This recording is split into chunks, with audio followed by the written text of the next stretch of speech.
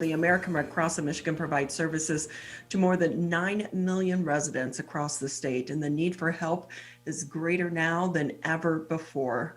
With us now on the MegaCast, Mary Lynn Foster. She's the regional CEO. Thank you for being with us. Thank you, Ronnie, for this opportunity. I recently saw a news story talking about the need for plasma. Is that still the case here in Michigan as well? Ronnie, it absolutely is. The need for convalescent plasma is essential and critical to folks who have a current case of COVID, and it really just gives their immune system that little extra boost. So absolutely, the need is ongoing. Yeah, because do you think that, they're in the middle of the crisis, talking about donations, it was in all of the news headlines, but now that has shifted, that focus has shifted to the vaccine. Does that take away, do you think, the attention of people and the need for plasma here in the United States? Well, hopefully it doesn't, because we know the number of cases is continuing. And we just hope that all listeners, and especially those who have experienced COVID themselves and have a documented case and are healthy now, would consider just rolling up their sleeve to help save a life. And they can do so in a very impactful manner by donating their convalescent plasma. So I was just talking to my girlfriend about donating blood, and I will say needles make me queasy. And one of the things, what is the process for people right now if they do want to donate blood? Are they tested for COVID? How does that work? Yeah, so how it works, Ronnie, it's very simple. The easiest way is to go online at redcrossblood.org and type in your zip code, and you'll get a list of all blood drives near you, near your zip code. And you can pick a location close to you and an appointment time that's very convenient. And then the process itself is very simple. From the time that you arrive at the blood donor site until the time you leave, it's about an hour or so not very much time. And there'll be some health screening questions that you'll be asked. But the main point that I want to make is it's very safe to do so. In fact, I just donated blood last month, and I want to assure everyone that upon entry, your temperature's taken. Everyone is wearing masks. We are following all safety protocols, wiping down and sanitizing all equipment. The blood donation beds are socially distant apart from one another. And probably, the worst part is just getting that needle stick in the arm. And then the blood starts, flowing, and it's all good. And then at the end, to top it all off, a little juice and a cookie, and you're set to go. That's the best part, the end part as well. With that though, it like once they do the test and it shows that individual does have antibodies, maybe they had COVID and they didn't know, because we do know so many people were asymptomatic during this time. Could those people then get plasma?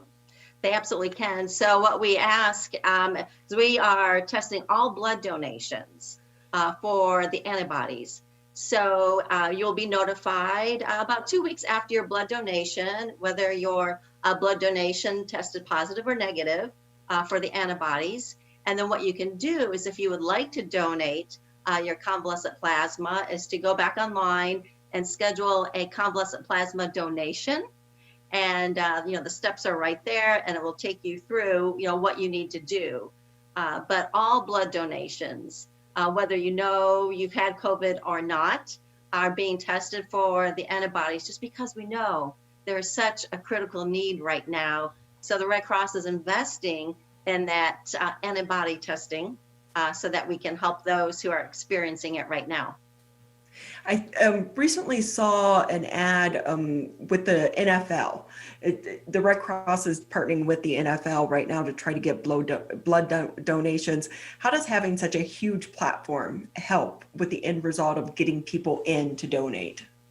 Well, the American Red Cross has just really, truly enjoyed a wonderful partnership with the NFL for a number of years.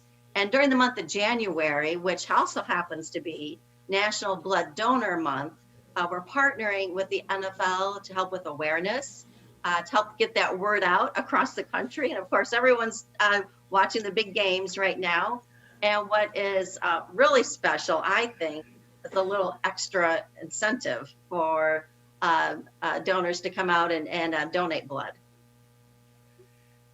So one of the things for so many people, they associate the American Red Cross with donating blood, but you also do so many other things as an organization. Can you fill in our listeners and our viewers about some of the other programs with the American Red Cross? Oh, absolutely. You know, every single night across Michigan, and especially here in Southeast Michigan, we are responding to home fires.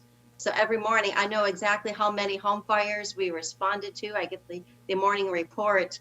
And what most people don't realize is that is all done through our volunteer network. The mission of the American Red Cross cannot happen without the enormous help of our fabulous volunteers. But you know, if you have experienced a home fire or another tragedy of some point, perhaps a flooding. Of course, we know that Michigan experiences flooding in the spring. The Red Cross is there helping, giving those virtual hugs right now, providing assistance, and then also helping our military families as well, whether veterans or active military service members and their families, often through emergency communication, either where they're deployed or back here to the United States. The Red Cross is there helping our military families as well. I've been on countless scenes through the years, and I will say the American Red Cross, always amazing. You're out there at some of these house fires, and it could be the most desperate times, or big fires too, warehouse fires, and not only providing the assistance to put people up in hotels in those first few days following a fire, but also helping out all the first responders. And I will say the reporters as well, by providing, hot coffee or snacks, things of that nature, because when you get stuck on some of these scenes, you're out there for hours, and people forget these are volunteers that are being called out of their bed in the middle of the night to go help. How is the volunteer program doing right now? Do you need more volunteers? Well, we can always use more volunteers, certainly, Ronnie, and we always encourage, and we are always actively recruiting more volunteers. And one way that you can do that, again, is to go to our website, and we really try and match what a volunteer would like to do with one of our programs.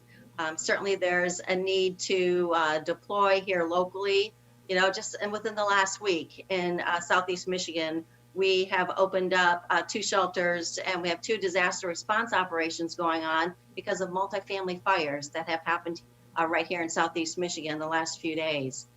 Certainly, sheltering, helping in our shelters, helping with meals, and just really helping with that care and comfort. Because when you've experienced a home fire, you just really don't know what to do next. So we have a program in place, including experts in mental health, because you have just experienced something extraordinary that none of us want to do, but your physical health, your mental health, and connecting you with community partners to help is what the American Red Cross does every single night. You guys do so much good in our communities. I will say I was really surprised, going back, I'm dating myself a little bit here, but during Hurricane Katrina, we were able to follow an American Red Cross crew that it consisted of volunteers from the local area that went down into the disaster areas, and they're leaving the comfort of their home and their families and going down to disaster areas to help days on end to provide the help and the need for so many people that have lost everything. But I was really surprised that there's training that they have to go through. You don't just sign your name up. Can you tell us about some of that training? Sure, absolutely. So absolutely, from the standpoint of we want to make sure that if you deploy, whether locally or nationally, and I tell you, those national deployments are long hours and tiring, but our volunteers want to do this. They are giving up their personal time, their personal vacation time, taking time away from their family and friends to do this.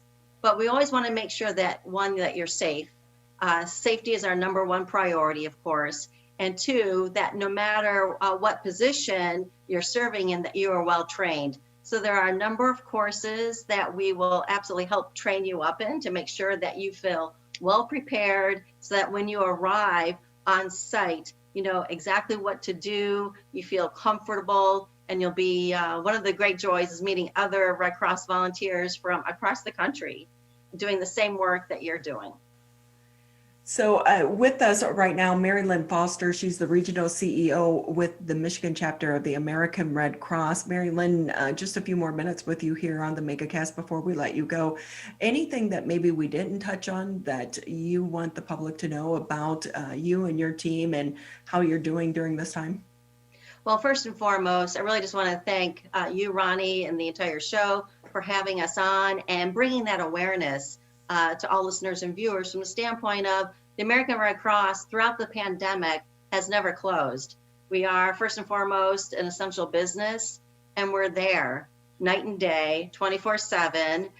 We don't stop for holidays or pandemics or football games, but we are there to serve the mission of preventing and alleviating human suffering.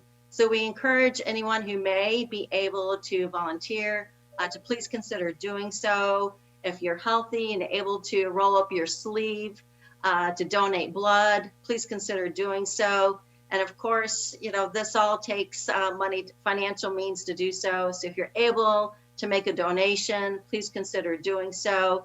And just from the bottom of all of our hearts, right here in the Michigan region, we can't do what we do without you, and just extend our deepest gratitude. Mary Lynn, before we let you go, how is it going right now when it comes to donations, especially on the corporate side? Yeah. Well, I'll tell you, it's been a struggle, honestly. We've not been able to meet with our corporate partners. We're meeting this way through Zoom calls. And of course, our corporate partners have had to furlough employees, have had to perhaps temporarily close, and have had to defer blood drives for us as well. But we're so fortunate that the American Red Cross is there each and every day. You know, our corporate partners are doing everything within their power to help us out financially, but they're having a hard time as well. So of course that extends to us, and so we're always reaching out to more corporate partners, asking for their support, knowing and hopefully, fingers crossed, we'll get on the other side of this and in the near term and can be back, together again in person in a safe manner. Hey, you just touched on something that I didn't even really think of until you mentioned it, is so many of these blood drives did take place in the workplace. It wasn't uncommon to have the American Red Cross in the building to be able to donate maybe on your lunch break, or businesses would allow their employees a few extra moments to go donate. So how has that shifted the focus on where you're holding some of these blood drives? Well, we've had to get really creative. Initially, think back to March when businesses had to suddenly close for the safety of their own workforce, of course. We had to, come to the community and reach out to additional partners and say, gosh, can you help us? Every 2 seconds, so every minute that we're talking here, 30 people need a blood donation across the country. So the need is constant. The American Red Cross supplies over 40% of the nation's blood supply.